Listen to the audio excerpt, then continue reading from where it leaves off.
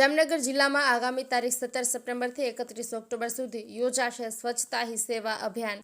જામનગર જિલ્લા કલેક્ટર કેતન ઠક્કરની અધ્યક્ષતામાં સુચારુ આયોજન અંગે બેઠક યોજાઈ।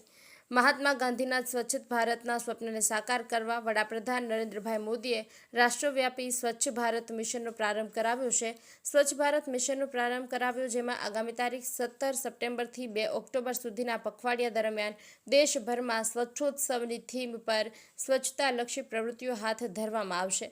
મુખ્યમંત્રી ભૂપેન્દ્ર પટેલના માર્ગદર્શન હેઠળ ગુજરાત સરકારે એક ડગલું આગળ વધારીને નિર્મળ ગુજરાત 2.0 અને આગામી સ્વચ્છતા સર્વેક્ષણને ધ્યાનમાં રાખીને સ્વચ્છતા હી સેવા 2025 અંતર્ગત યોજાનાર સ્વચ્છોત્સવ અભિયાનની અવધિ લંબાવવાનો નિર્ણય કર્યો છે। રાજ્યમાં હવે આ અભિયાન 17 સપ્ટેમ્બરથી તારીખ 31 ઓક્ટોબર સુધી યોજાશે।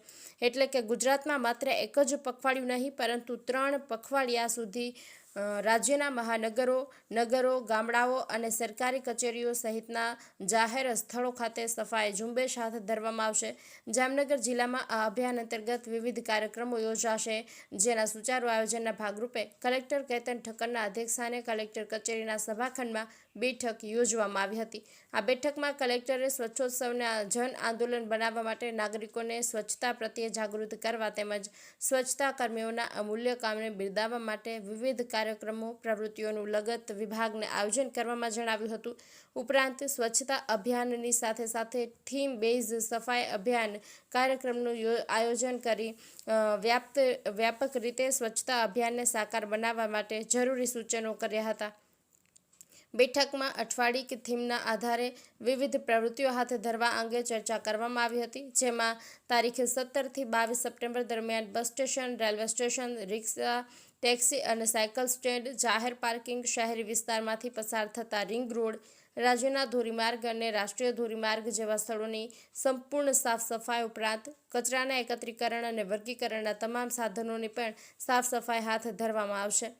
23 થી 29 સપ્ટેમ્બર દરમિયાન ધાર્મિક સ્થળો, સંગ્રહાલયો, પ્રવાસન સ્થળો, બાગ બગીચાઓ, ઐતિહાસિક સ્થળો, સાર્વજનિક અને રાષ્ટ્રીય ઉદ્યાનો, અભયારણ્યો તેમજ ટ્રેકિંગ અને કેમ્પિંગ સ્થળોની સાફ સફાઈ હાથ ધરવામાં આવશે। 30 સપ્ટેમ્બરથી 6 ઓક્ટોબર દરમિયાન વિવિધ નદી નાળા, તળાવ, સરોવર, દરિયા કિનારા, વરસાદી પાણીના નાળા જેવી વોટર બોડીઝ અને ટ્રેસ ક્લીનર્સ સહિતના સ્થળોની સાફ સફાઈ હાથ ધરવામાં આવશે। 7 થી 13 ઓક્ટોબર દરમિયાન વિવિધ સર્કલ, 4 રસ્તાઓ, સિગ્નલ્સ, ખુલ્લા પ્લોટ અને પ્રસ્થાપિત કરાયેલી પ્રતિમાઓ ઉપરાંત 2 લેનની સાફ સફાઈ હાથ ધરવામાં આવશે। 14 થી 20 ઓક્ટોબર દરમિયાન વિવિધ વાણિજ્ય વિસ્તારો, એપીએમસી માર્કેટ, શાકભાજી માર્કેટ અને સ્ટ્રીટ ફૂડ માર્કેટ સહિતની વિવિધ બજારોની સઘન સાફ સફાઈ હાથ ધરવામાં આવશે। 21 થી 27 ઓક્ટોબર દરમિયાન તમામ સરકારી કચેરીઓ, શાળાઓ, કોલેજો, અન્ય શૈક્ષણિક સંસ્થાઓ, હોસ્પિટલ, ખાનગી તથા સરકારી દવાખાના અને વિવિધ આરોગ્ય કેન્દ્રોમાં સઘન સાફ સફાઈ હાથ ધરવામાં આવશે। આ ઉપરાંત સરકારી કચેરીઓમાં ભંગારનો નિકાલ, રેકર્ડ વર્ગીકરણ અને જૂના વાહનોની હરાજી જેવી પ્રવૃત્તિઓ પણ કરવામાં આવશે।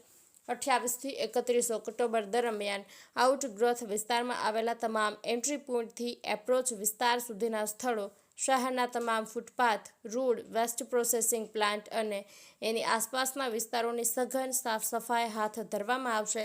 સ્વચ્છતા હી સેવા અભિયાન અંતર્ગત આયોજિત સ્વચ્છોત્સવ દરમિયાન સમગ્ર રાજ્યમાં જનભાગીદારીથી સાફ સફાઈ કરવામાં આવશે અને મહાત્મા ગાંધીજીના સ્વચ્છ ભારતના સ્વપ્નને સાકાર કરવામાં પોતાનું યોગદાન આપીને ખરા અર્થમાં તેમને શ્રદ્ધાંજલિ પાઠવવામાં આવશે।